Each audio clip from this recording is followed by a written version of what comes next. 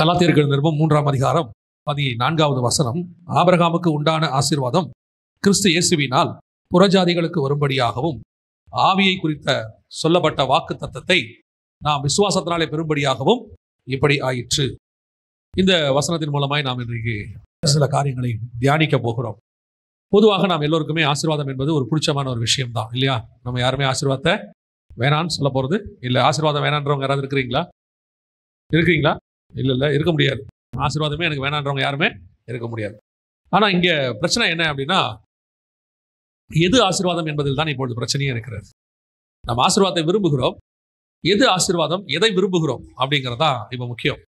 பொதுவாக இப்பொழுது புதிய ஏற்பாட்டு காலத்தில் இந்த உலக பிரகாரமான ஆசீர்வாதங்கள், வீடு, காரு, பொருள் எல்லாவற்றையுமே இருக்கட்டுமே, இந்த வேர்ல்டில் இருக்க எல்லாமே இப்போ நம்ம போட்டிருக்கிற ட்ரெஸ்ஸுல இருந்து சாப்பாடு வரைக்கும் ஆசீர்வாதமாக மாறிடுச்சு, இல்லையா? எல்லாமே ஆசீர்வாதமாக தான் மாறிடுச்சு.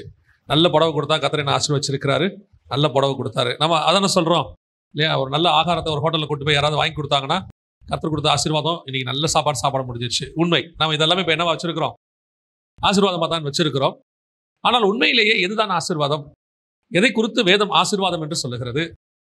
எதில் நாம் திருப்தி அடையணும் அப்படிங்கிறது தான் ரொம்ப முக்கியம். அதுக்கு நாம் இப்போ உலக பிரகாரமாக காரியங்களை சொல்லும் பொழுது அதுக்கு இப்போ நம்ம யூஸ் பண்ற வசனம் தான் இந்த வசனம். ஆபிரகாமுக்கு உண்டான ஆசீர்வாதம் கிறிஸ்து இயேசுவினால் புறஜாதிகளுக்கு வரும்படி அப்படின்னு இருக்கு. ஸோ ஆபிரகாமுக்கு வச்சிருக்கிற ஆசீர்வாதம் நமக்கும் உண்டு அப்படின்னு சொல்லி, இப்போ ஆபிரகாமுக்குரிய ஆசீர்வாதம் அப்படின்னு சொல்லி அதை நம்ம எப்படி தவறா புரிஞ்சுக்கிட்டோம் அப்படிங்கிறது, தவறா புரிஞ்சுக்கிட்டது மாத்திரமல்ல, அது எவ்வளவு இன்னைக்கு ஒரு கள்ள உபதேசத்துக்குள்ளேயும் போயிருச்சு. ஆபிரகாமை குறித்து வேதம் சொல்லுகிறது. எபிரேயர் 11:9-10 வாசிங்களேன். விசுவாசத்தினாலே அவன் வாக்குத்தத்தம் பண்ணப்பட்ட தேசத்திலே பரதேசியை போல சஞ்சரித்து அந்த வாக்குத்தத்தத்திற்கு உடன் சுதந்திரராகிய ஈசாக்கோடும் யாக்கோபோடும் கூடாரங்களிலே குடியிருந்தான். பரதேசியை போல இருந்தாரு அப்படின்னு இருக்கு. அப்போ வாக்குத்தத்தம் பண்ணப்பட்ட தேசத்திலே பரதேசியை போல சஞ்சரித்து அந்த வாக்குத்தத்தத்துக்கு உடன் சுதந்திரராகிய ஈசாக்கோடும் யாக்கோபோடும் கூடாரங்களில் குடியிருந்தார் அப்படின்னு இருக்கு. செல்வ சீமானா இருந்தார், உண்மைதான், அதுல மாற்றுக்கிறது இல்லை. ஆனா எப்படி இருந்தார்? பரதேசியை போல சஞ்சரித்தார். பரதேசி அப்படின்னா என்ன? நம்ம ஊர்ல பரதேசிக்கு வந்து வேற அர்த்தம். பரதேசினா என்ன அப்படின்னா, இந்த சாப்பாட்டுக்கெல்லாம் வழி இல்லாம ரோட்ல இப்படி ஒருத்தர் வருவாங்க, நம்ம கிட்ட கேட்பாங்க, பரதேசி மாதிரி இருக்கிறாரு அப்படின்போம், இல்லையா? ஆக்சுவலா பரதேசினா என்னன்னா, ஊரா சுத்துறவர். பரதேசினா அவருக்கு சொந்த ஊர் இல்லாதவர், வெளியூர்காரன்னு அர்த்தம் பரதேசி. பரம் தேசி, பரம்னா வெளியே, சுதேசி அப்படிம்பாங்க, அப்படின்னா உள்ளூர்காரன்னு அர்த்தம். பரதேசி அப்படின்னா வேற ஊருக்கார். அவர் இந்த பூமியில எப்படி குடியிருந்தாராம்? வாக்குத்தத்தம் பண்ணப்பட்ட தேசத்துல பரதேசியை போல சஞ்சரித்து வெளியூர்காரன் மாதிரி இருந்தாராம். எப்படி இப்போ இந்த ஊருக்கு நீங்க திடீர்னு வரீங்க, ஒரு 3 நாளைக்கு வரும்போது யாராவது 3 நாளைக்கு ஒரு வீடு வாங்குவீங்களா? 3 நாளைக்கு ஒரு கார் வாங்குவீங்களா? 3 நாளைக்கு ஏதாவது ஒன்று நீங்க ஹோட்டல் கட்டி வச்சிருப்பீங்களா? வந்தோம், ஏதோ நல்ல ஹோட்டல்ல தங்கணும், சாப்பிட்டோம், திருப்பி சொந்த ஊருக்கு போயிடுவோம். அந்த மாதிரி அவர் பூமியில இருந்தாராம். எத்தனை வருஷம் இருந்தாராம்? 175 வருஷம் இருந்தாராம். அந்த மாதிரி பூமியில எப்படி இருந்தாராம்? 175 வருஷமா அவர் எப்படி இருந்தாராம்? பரதேசியை போல சஞ்சரித்து வாக்குத்தத்தம் பண்ணப்பட்ட தேசத்துக்கு 75 வயசுல வந்துட்டாரு. கானானுக்கு 75 வயசுல அவர் வந்துட்டார். கிட்டத்தட்ட 100 வருஷம் அந்த பூமியில அவர் எப்படி இருக்கிறாரு? அந்த தேசத்துல பரதேசியை போல சஞ்சரித்து அப்படி இருக்கிறார். ஆனா அந்த தேசத்துல இருக்கும்போது அவர் எப்படி இருந்தாரா? செல்வச்சீமானாக இருந்தார், எந்த மாற்று கருத்தும் இல்லை. ஆனால் எது ஆசீர்வாதம்? உண்மையிலே எதுதான் ஆசீர்வாதம்? அடுத்த வசனத்துல அவர் என்ன சொல்றாரு பாருங்க. அடுத்த வசனம் வாசிங்க. ஏனெனில் தேவன் தாமே கட்டி உண்டாக்கின அஸ்திவாரம் உள்ள நகரத்திற்கு அவர் காத்திருந்தார். அப்படின்னா அவருக்கு நல்லா தெரிஞ்சிருச்சு, இப்ப இந்த பூமி, நான் இருக்கிற தேசம் எனக்கு நிரந்தரமானது அல்ல. நான் இங்கே பரதேசியை போல இருக்கிறேன். எனக்கு ஒரு நிரந்தரமான தேசம் ஒன்று வருகிறது. அதுதான் அஸ்திவாரம் உள்ள நகரம். பூமி வந்து அஸ்திவாரம் இல்லாத நகரம், அந்தரத்துல தொங்குது. நீங்க பார்த்திருப்பீங்கன்னு நினைக்கிறேன். அஸ்திவாரம் இல்லாத நகரம். அஸ்திவாரம் உள்ள நகரம் என்னன்னா இனிமேல் வரப்போதுங்கிறாரு. அது எதை பத்தினா, வெளிப்படுத்தின விசேஷம் 21ஆம் அதிகாரத்துல 13-14 வசனத்துல, வாசல்களின் அருகே 12 தூதர்கள் இருந்தார்கள். அந்த வாசல்களின் மேல் இஸ்ரவேல் சந்ததியாராகிய 12 கோத்திரத்தாருடைய நாமங்களும் எழுதப்பட்டிருந்தன. நகரத்தின் மதிலுக்கு 12 அஸ்திபாரக் கற்கள் இருந்தன. அவைகள் மேல் ஆட்டுக்குட்டியானவருடைய 12 அப்போஸ்தலரின் 12 நாமங்களும் பதிந்திருந்தன. அப்ப கரெக்டா வசனம் சொல்லுது, அஸ்திபாரம் நகரம் என்பது புதிய எருசலேம். அப்போ ஆபிரகாம் என்ன பண்றாரு? கானானுக்கு வந்துட்டார். வந்தவர் தான் ஆண்டவரை பார்த்து ஒரு கேள்வி ஒண்ணு கேட்டார். அந்த கானானுக்கு வந்தவர் வந்துட்டு ஆண்டவரை பார்த்து ஒரு கேள்வி கேட்கிறாரு. எங்க கேட்கிறாருன்னா, ஆதியாகமத்தின் புஸ்தகத்துல 15:7 வாசி. பின்னும் அவர் அவனை நோக்கி, இந்த தேசத்தை உனக்கு சுதந்திரமாக கொடுக்கும் பொருட்டு உன்னை ஊர் என்கிற கல்தேயருடைய பட்டணத்திலிருந்து அழைத்து வந்த கர்த்தர் நானே என்றார். இந்த தேசத்தை சுதந்திரிப்பதை எதனால் அறிவேன் என்றான். இப்ப அவனுக்கு அந்த தேசத்தை சுதந்திரிக்கணும் என்ன இருந்திருக்குது? ஆசை இருந்திருக்குது. நம்மள மாதிரியே தான் ஆசைலாம் இருந்திருக்கு. எப்படி ஆண்டவர் இந்த தேசம் எனக்கு கிடைக்கும்? இதே ஆபிரகாம் தான் சொல்றாரு, அதை அல்ல அதிலும் மேலான பரமதேசத்தையே அவன் நாடினான் அப்படின்னு வசனம் சொல்லுது. ஏனெனில் தேவன் தாமே கட்டி உண்டாக்கின அஸ்திபாரம் உள்ள நகரங்களுக்கு அவன் காத்திருந்தான். அப்ப ஆபிரகாமுக்கு உண்டான ஆசீர்வாதம் புறஜாதிகளுக்கு வரும்படி அப்படின்னு இருக்குது. நம்ம வாசிச்ச கலாத்தியர்ல ஆபிரகாமுக்கு உண்டான ஆசீர்வாதம் புறஜாதியாருக்கு வரும்படினா அப்ப எந்த ஆசீர்வாதத்தை நமக்கு வேதம் சொல்லுது? எதை குறித்து ஆண்டவர் நமக்கு சொல்றாருங்கிறதா முக்கியம். முதலாவது நாம் நினைத்துக் கொள்கிறோம், ஆபிரகாம் உண்டான ஆசீர்வாதம் சொன்ன உடனே இந்த உலகத்தில் இருக்கிற லேண்டு செல்வ சீமானா இருந்தான், வெள்ளியும் பொண்ணும் வைத்திருந்தான், சந்ததிகள் வைத்திருந்தான், இதை எல்லாத்தையும் நம்ம சொல்றோம். இதான் நம்ம தாட். இதைத்தான் என்னவாக்கிட்டாங்க அப்படின்னு கேட்டீங்கன்னு சொன்னா உபதேசமா மாத்திட்டாங்க. உபதேசமா மாத்திட்டு ஆபிரகாமுக்கு உண்டான எல்லா ஆசீர்வாதம் உங்களுக்கு உண்டு, அதனால ஆண்டவர் உங்களுக்கு எல்லாமே தருவார், இந்த பூமியில அத்தனையும் தருவார் அப்படின்னு சொல்லி அது ஒரு உபதேசம் போகுது. அந்த வசனத்தை திருப்பி வாசிங்க. கலாத்தியருக்கு 3ஆம் அதிகாரத்தை வாசிக்கும் பொழுது ஆபிரகாமுக்கு உண்டான ஆசீர்வாதம் கிறிஸ்து இயேசுவினால் புறஜாதிகளுக்கு வரும்படியாகவும் ஆவியை குறித்த சொல்லப்பட்ட வாக்கு தத்தத்தை நாம் விசுவாசத்தினாலே பெறும்படியாகவும் இப்படி ஆயிற்று. உண்டான ஆசீர்வாதம் கிறிஸ்து இயேசுவினால் புறஜாதியாருக்கு எப்படி வந்துச்சு அப்படின்னா, இயேசு கிறிஸ்துவின் மூலமாக புறஜாதியாருக்கு லேண்ட் வந்துச்சா? இயேசு கிறிஸ்துவின் மூலமாக புறஜாதியாருக்கு வெள்ளியும் பொண்ணும் வந்துச்சா? இன்னைக்கு எல்லாரும் சொல்லக்கூடியதான ஒரு வார்த்தை என்ன சொல்றாங்க? கேளுங்கள் அப்பொழுது உங்களுக்கு கொடுக்கப்படும். என்னத்தை கேட்க சொன்னாரு? கேளுங்கள் கொடுக்கப்படும், கேளுங்கள் கொடுக்கப்படும்னா எல்லாத்தையும் கேட்கலாம். ஏன்னா பரமபிதா நமக்கு என்ன தராரு? நன்மையான ஈவுகளை கட்டளையிடுகிறார் அப்படிங்கிற இடத்துக்கு நம்ம வந்துட்டோம். இப்ப நாம ஆசீர்வாதம் என்பது எதோ ஆயிடுச்சு, இந்த வசனத்தை வச்சுக்கிட்டு கேளுங்கள் தரப்படும் வச்சுக்கிட்டு சோ நம்ம எதை கேட்டாலும் அவர் தருவாரு அப்படின்ற இடத்துக்கு நம்ம வந்துட்டோம். உண்மையிலேயே தேவன் இதை குறித்து தான் சொல்லுகிறாரா? இதுதான் ஆசீர்வாதம் என்று சொல்லுகிறாரா அப்படின்னு கேட்டீங்கன்னு சொன்னா அதை குறித்து சொல்லவில்லை. பொல்லாதவர்களாகிய நீங்கள் உங்கள் பிள்ளைகளுக்கு நல்ல ஈவுகளை கொடுக்க அறிந்திருக்கும் போது பரமபிதாவானவர் தம்மிடத்தில் வேண்டிக் கொள்ளுகிறவர்களுக்கு பரிசுத்த ஆவியை கொடுப்பது அதிக நிச்சயம் அல்லவா என்றார். பரிசுத்த ஆவியை கொடுப்பது அதிக நிச்சயம் அல்லவா? அப்போ கேளுங்கள் அப்பொழுது உங்கள் சந்தோஷம் நிறைவா இருக்கும்படி தருவார், கேளுங்கள் தரப்படும் அப்படின்றது என்னன்னு கேட்டீங்கன்னா பரிசுத்த ஆவியின் அபிஷேகம். இப்ப வாசிங்க கலாத்தியர் 3:14. ஆபிரகாமுக்கு உண்டான ஆசீர்வாதம் கிறிஸ்து இயேசுவினால் புறஜாதிகளுக்கு வரும்படியாகவும் ஆவியை குறித்த சொல்லப்பட்ட வாக்கு தத்தத்தை நாம் விசுவாசத்தினாலே பெறும்படியாகவும் இப்படி ஆயிற்று. பரிசுத்தாவின் அபிஷேகத்தை நமக்கு கொடுப்பதுதான் கர்த்தருடைய வாக்கு தத்தம். அப்ப பிதாவின் வாக்கு தத்தம் என்ன? எது வாக்கு தத்தம்? வசனம் தெளிவா சொல்லுது, பரிசுத்தாவியை பிதாவாகிய தேவன் நமக்கு தருவார் என்பதே வாக்கு தத்தம். பரிசுத்தாவியானவரை வந்து நாம் பெற்றுக்கொள்கிறோமே அதான் வாக்கு தத்தம். ஏன் இந்த புறஜாதியார் காலத்துல இயேசு பரமேறி போன பிறகு திரும்பி வருகிற வரைக்கும் இந்த பூமியை ஆண்டவர் புறஜாதியார் சபைகிட்ட கொடுக்கும்போது அதை கண்ட்ரோல் பண்ண, நடத்த, போஷிக்க, போதிக்க, கொண்டு போய் பரலோகத்தில் சேர்க்க கர்த்தர் நமக்கு கொடுத்திருக்கிற மிகப்பெரிய வாக்கு தத்தம் என்னவென்றால் பரிசுத்த ஆவியினுடைய வாக்கு தத்தம். அல்லேலூயா. மாம்சமான யாவர் மேலும் என் ஆவியை ஊற்றுவேன். யோவேலுக்கு கிட்ட பிதா சொன்னார். அந்த வாக்கு தத்தம் இப்ப நமக்கு நிறைவேறி இருக்கிறது. இப்ப நாம யாரை வச்சிருக்கிறோம்? பரிசுத்த ஆவியானவரை நமக்குள்ளே வச்சிருக்கிறோம். இது மிகப்பெரிய ஆசீர்வாதம் இல்லையா? இப்ப இங்க என்ன யோசிச்சு பாருங்க, இவங்களுக்கு எல்லாம் பழைய ஏற்பாட்டு பரிசுத்தவான்களுக்கு ஆவியானவர் வருவார் போவார். இப்போ சிம்சன் மேல இறங்கினார், போயிட்டார், திருப்பி வந்து இறங்கினார். எசேக்கியேலுக்கு இறங்கினார், போயிட்டார், திருப்பி வந்து இறங்கினார். ஆனால் உங்களுக்கு எனக்கும் பரிசுத்த ஆவியானவர் வந்து நமக்குள்ளே தங்கி வாசம் பண்ணுகிறார். தேவன் நமக்குள்ளே இருக்கிறார். யோசித்து பாருங்க, ஆசாரிப்பு கூடாரம் கட்டப்பட்ட போது அதுல தேவன் வந்து இறங்குவார் மேகத்தை மாதிரி, அப்புறம் போயிடுவார். அவர் வரும்போது மோசே உள்ள போவாரு, அவர் போன உடனே மோசே போயிடுவார். அதற்கு பிறகு தேவாலயம் கட்டினாங்க. தேவாலயம் கட்டின போது மேகத்தை போல அவங்க வந்து மூடிச்சு, மகிமை மூடிச்சு, செகண்ட் மகிமை மூடிச்சு, நம்ம எல்லாம் சொல்றோம். அப்புறம் போகும், அப்புறம் வரும், அப்படி இருக்கும். இரண்டாவது தேவாலயம் செருபாபேல் ஆலயம் கட்டினாங்க. அங்கே இயேசு கிறிஸ்து வந்தார், இயேசுவே வந்தார், தேவாலயத்தில் வந்து உலாவினார், அப்புறம் தேவாலயத்தை விட்டு போயிட்டார். அவ்வளவுதான். திருப்பி தேவாலயத்துக்கு வருவார், போயிடுவார் எருசலேமுக்குள்ள. ஆனால் உங்களுக்கும் எனக்கும், நீங்களும் நானும் தான் தேவாலயம். ஆனால் உங்களுக்கும் எனக்கும் வந்து வந்து போற தேவன் இங்கே இல்ல, வந்து தங்கி வாசம் பண்ணுகிற பரிசுத்த ஆவியாகிய தேவன் நமக்குள்ளே இருக்கிறார். எவ்வளவு பெரிய ஆசீர்வாதம் பாருங்க. பழைய ஏற்பாட்டு பரிசுத்தவான்களை யாருக்கும் கிடைக்காத ஆசீர்வாதம். தாவீது மட்டும்தான் சொல்றாரு, இப்படி பரிசுத்த ஆவியை என்னை விட்டு எடுக்காமலும், 51 சங்கீதத்துல அவர் மேல மட்டும் தங்கி வாசம் பண்ணி இருக்கிறார். அப்ப எவ்வளவு பெரிய ஆசீர்வாதம் பாருங்க. இது வாக்கு தத்தத்தினுடைய உச்சம். வாக்கு தத்தம் கொடுக்கிற தேவனே எனக்குள்ள வந்துட்டாருன்னா அப்ப எல்லா வாக்கு தத்தங்களும் எனக்குள்ள வந்துச்சுன்னு தானே அர்த்தம். சர்வ வல்லமை உள்ள தேவன் எனக்குள்ள வாசம் பண்றாருன்னா அப்ப எனக்கு என்ன கவலை? இன்னைக்கு நமக்குள்ள இருக்கிற மேன்மை நமக்கு தெரியாததுனால இன்னும் அது அதை விட பெரிய கொடுமை என்னன்னா, ஆவியே வாரும், ஆவியே வாருங்கிறாங்க. இப்ப எப்படி பரிசுத்த ஆவியை பெற்றவங்களே கூப்பிடுறாங்க பரிசுத்த ஆவியே வாரும்னு. அவர் எங்க இருந்து வர்றதுன்னு கேட்பாரு. இப்ப இல்லையா, உள்ளுக்குள்ள உட்கார்ந்துருக்கிறாரு, உட்கார்ந்துருக்கிற ஆவியானவரை வாங்கப்பா வாங்கப்பா அவர் அடுத்து கேட்பாரு, எங்க இருந்துப்பா வர சொல்றேன், நான் தான் ஏற்கனவே உள்ள இருக்கிறேன்ப்பா. உள்ள இருக்கிற ஆவியானவரை வானா எங்க இருந்து வருது? அப்ப இவன் என்ன சொல்றான்னா, பழைய ஏற்பாட்டு சபைகளை போல நானும் அப்படித்தான் இருக்கிறேன். அப்பப்ப ஆவியானவர் வருவாரு, நல்லா கொட்டடிக்கும் போது உள்ள இறங்குவாரு, அப்புறம் ஆராதனை முடிஞ்ச உடனே போயிடுவாரு, அடுத்த ஞாயிற்றுக்கிழமை வரும்போது திருப்பி வருவாருன்னு சொல்றான்.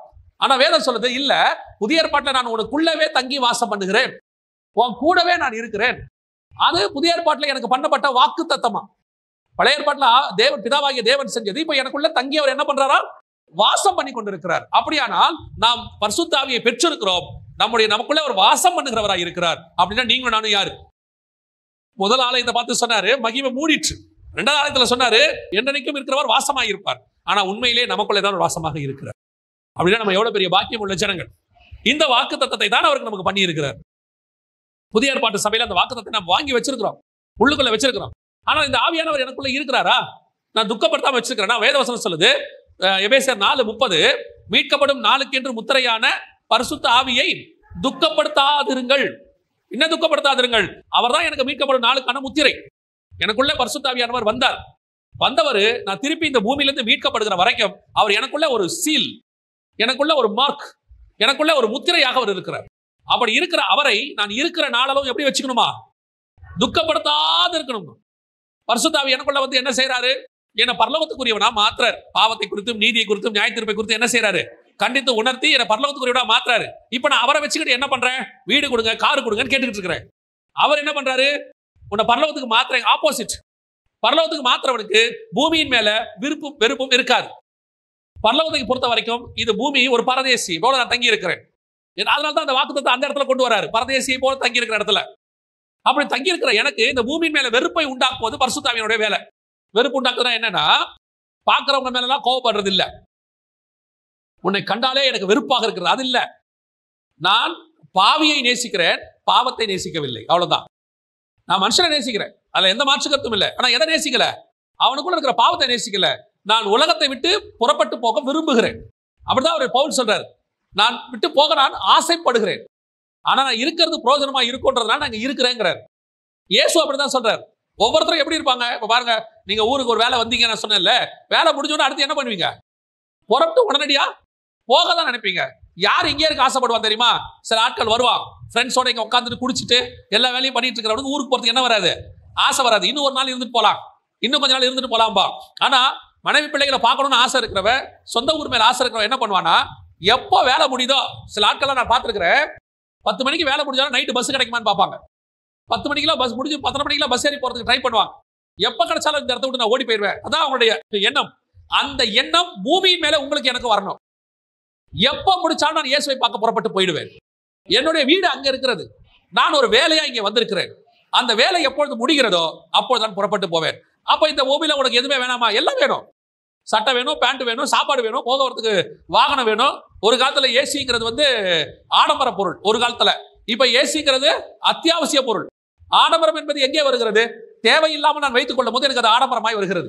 தேவைக்கு நான் வைத்துக் கொள்ளும் போது அது ஆடம்பரம் அல்ல, அது என்னுடைய தேவை. ஒரு காலகட்டத்தில் அப்படிதான் இருந்துச்சு இல்லையா?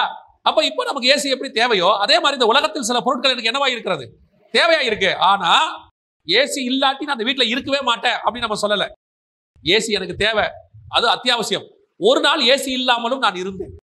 அன்னைக்கு ஏசி எனக்கு தேவைப்படல, இல்லாமலும் இருந்தேன். அதே மாதிரிதான் இந்த உலகத்தில் எனக்கு தேவைக்கானதை நான் வைத்துக் கொள்வேன், தேவை இல்லாததை விட்டு விடுவேன். அந்த தேவை எப்போ எனக்கு முடியுதோ நான் புறப்பட்டு மேல போயிடுவேன். அது வரைக்கும் நான் வச்சுப்பேன், அவ்வளவுதான் என்னுடைய எண்ணம். இன்னைக்கு நம்ம உலகத்தை அந்த அளவுக்கு நம்ம என்ன வாக்கி ஆரம்பிச்சிட்டோம், நேசிக்க தொடங்கிட்டோம். பரிசுத்த ஆவியினுடைய வேலை என்னன்னா, உலகத்தை வெறுக்க வைக்கிறது, உன்னை பரலோகத்துக்குரியவனா மாத்துறது. இந்த சபைக்குள்ள ஏன் உங்களை கொண்டு வந்திருக்கிறாரு? இன்னைக்கு சபைகளுடைய நோக்கம் வேறவாய் போய்விட்டது. பொதுவா சபைக்குள்ள ஏன் கொண்டு வந்தாரு, இந்த உலகத்திலிருந்து வேறு பிரிச்சு சபைக்கு கொண்டு வந்து சபையில உங்களை பரலோகத்துக்குரியவர்களா மாத்தி பரலோகத்துக்கு கூட்டிட்டு போறதா சபையினுடைய வேலை. படிக்காத ஒரு பையனை ஸ்கூலுக்கு ஏன் கூட்டிட்டு வரோம், ஆனா படிக்க வச்சு அவனுக்குரிய வேலைக்கு அனுப்புறதா ஒரு ஸ்கூலுடைய வேலை. அதே மாதிரி ஒரு சபையினுடைய வேலை உலகத்துல இருந்து வேறு பிரிச்சு கொண்டு வந்து பரலோகத்துக்குரியவனாய் மாத்துறது. இப்ப சபை என்ன பண்ணிட்டு இருக்கு, பெரும்பாலான சபை உலகத்துல இருந்து வேறு பிரிச்சு கத்தர் கொண்டு வந்தா அவனை உலகத்துல ஆசீர்வாதமா இருக்கிறது எப்படின்னு சொல்லி கொடுக்க ஆரம்பிச்சிருச்சு. இப்ப இதுவும் உங்களுக்கு கேட்கறதுக்கு எப்படி இருக்குது, நல்லா இருக்குது, சந்தோஷமா இருக்குது. ஏன், நீங்க வந்தீங்கல்ல, அதெல்லாம் விட்டுட்டு வாங்க தானே ஆண்டவர் சொன்னாரு. இப்ப இங்க என்ன சொல்லி கொடுத்துட்டாங்கன்னா, அந்த விட்டுட்டு வந்தீங்கல்ல அதையே நீங்க ஆவிக்குரிய விதத்துல பெற்றுக்கொள்ளலான்ட்டான். இப்ப புரியுதா உங்களுக்கு? அதாவது ஒரு பாவத்தை செய்யும் போது நரகம் கிடைக்கும் அப்படின்னு சொன்னா நம்ம அந்த பாவத்தை என்ன செய்ய மாட்டோம், கவலைப்படாதீங்க, அதுக்கு ஒரு பரிகாரம் இருக்குது. அந்த பாவத்தையும் செய்யலாம், பரிகாரத்தையும் செய்யலாம். செஞ்சுட்டா பரலோகத்துக்கு போறாங்கன்னா இப்ப நம்ம பாவத்தை என்ன பண்ணுவோம்? தைரியமா செய்வோம் தானே. அதான் என்ன இருக்குது, நமக்கு பரிகாரம் இருக்குது. அந்த மாதிரி தான் ஒரு காலத்துல உலகத்தை வெறுத்து சிலுவை எடுத்துக்கொண்டு சபைக்குள்ள வந்து இங்கிருந்து பரலோகத்துக்கு போகணுங்கிறதா வழி. அப்படி சபையில இருக்கிற காலத்துல உலகத்தில் உங்களுக்கு என்ன தேவையோ அதை பரலோகம் கொடுக்கும். எதுக்கு எனக்கு என்ன தேவையோ அதை பரலோகம் கண்டிப்பாய் கொடுக்கும். இப்போ சொல்றேன், ஆண்டவர் எங்கிட்ட விரும்புறது தரித்திரம் அல்ல, எளிமை. தரித்திரத்திற்கும் எளிமைக்கும் என்ன இருக்குது? வித்தியாசம் இருக்குது. நான் இன்னைக்கு தரித்திரனா இருக்கிறதா எளிமையா ஒரு குரூப் காட்டிருச்சு. விஷயம் புரியுதா? ஆடம்பரத்தை தான் பைபிள் வெறுக்குது, எளிமையை வெறுக்கல.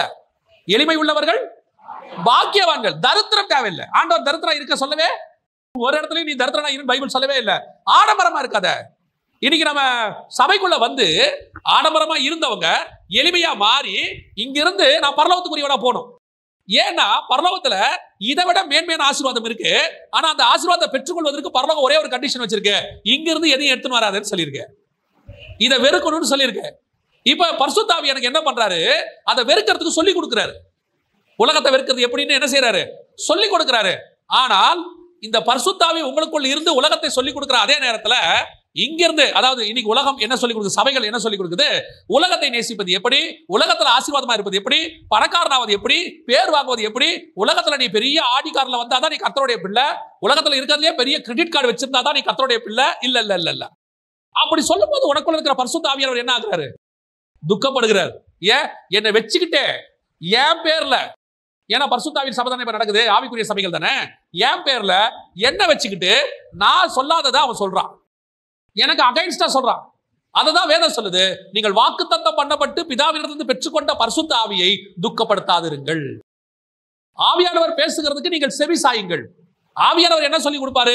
உலகத்தை வெறுத்து பரலோகத்துக்கு நித்திய ஜீவனை பெற்றுக்கொள்வது எப்படின்னு சொல்லி கொடுப்பார். அதான் ஆவியானவருடைய வேலை. ஆவியானவர் சபைகளுக்கு சொல்லுகிறதை, புதிய ஏற்பாட்டுல எழுதப்பட்ட புத்தகங்கள் பெரும்பான்மையானவைகள் சபைக்கு எழுதப்பட்டது. பவுல் எழுதினது எல்லாமே சபைக்கு தான் எழுதியிருக்கிறார். ரோமாபுரியில ஆரம்பிச்சு தெசலோனிக்கேயர்ல முடிக்கிறார். அடுத்து வெளிப்படுத்தின விசேஷம், அதுவும் எழுதப்பட்டது யாருக்கு தான் எழுதப்பட்டது? சபைக்கு தான் எழுதப்பட்டது. 7 சபைகளுக்கு தான் எழுதப்பட்டது. சோ புதிய ஏற்பாடு முழுக்க சபை. யார் எழுதினது? வேத வாக்கியங்கள் எல்லாம் தேவ ஆவியானவராலே அருளப்பட்டிருக்கு. அப்ப ஆவியானவர் சபைக்கு எழுதி கொடுத்த இதுல எங்கேயாவது, நான் உங்களுக்கு சொல்றேன், எங்கேயாவது உலக ஆசீர்வாதத்தை குறித்து சொல்லப்பட்டிருக்கிறதா? உலக மேன்மையை குறித்து சொல்லப்பட்டிருக்கிறதா? இப்ப நிறைய பேர் உங்களுக்கு என்ன சொல்லி கொடுக்குறாங்க அப்படின்னு கேட்டீங்கன்னா, புது உபதேசம், செழிப்பின் உபதேசம் அப்படின்னு ஒரு குரூப் இருக்கு. அவங்க என்ன சொல்லி கொடுக்குறாங்கன்னா, உலகத்துல நீங்க ஆசீர்வாதமா இருக்கிறதுக்காக தான் இயேசு கிறிஸ்து தரித்திரரானார். அவர் நம்ம ஐஸ்வர்யனாக்கும்படிக்கு அவர் என்னவானார்? அவர் எந்த ஐஸ்வர்யத்தை சொல்றாருன்னா இவங்களுக்கு தெரியல. ஏன்னா பைபிள்ல சிமர்னா சபையை பார்த்து ஆண்டவர் ஒரு வார்த்தை சொல்வாரு. வெளிப்படுத்தல் 2ஆம் அதிகாரத்துல சிமர்னா சபையை பார்த்து சொல்வாரு, நீ ஐஸ்வர்யம் உள்ளவனாய் இருந்தும் உனக்கு இருக்கும் தரித்திரத்தை நான் அறிந்திருக்கிறேன். அப்ப சபையை பார்த்து என்ன ஐஸ்வர்யம், என்ன தரித்திரம்? உனக்குள் நீ ஐஸ்வர்யம் உள்ளவனாய் இருந்தும் உனக்கு இருக்கும் தரித்திரத்தையும். அப்ப எந்த ஐஸ்வர்யம், எந்த தரித்திரம்? அவன் ஆவிக்குரிய விதத்தில் ஐஸ்வர்யம் உள்ளவனா இருக்கிறான் சிமர்னா சபை. ஆனா உலக பிரகாரமா என்னவா இருக்கிறான்? தரித்திரனா இருக்கிறான். ஒண்ணுமில்லை அவங்கிட்ட.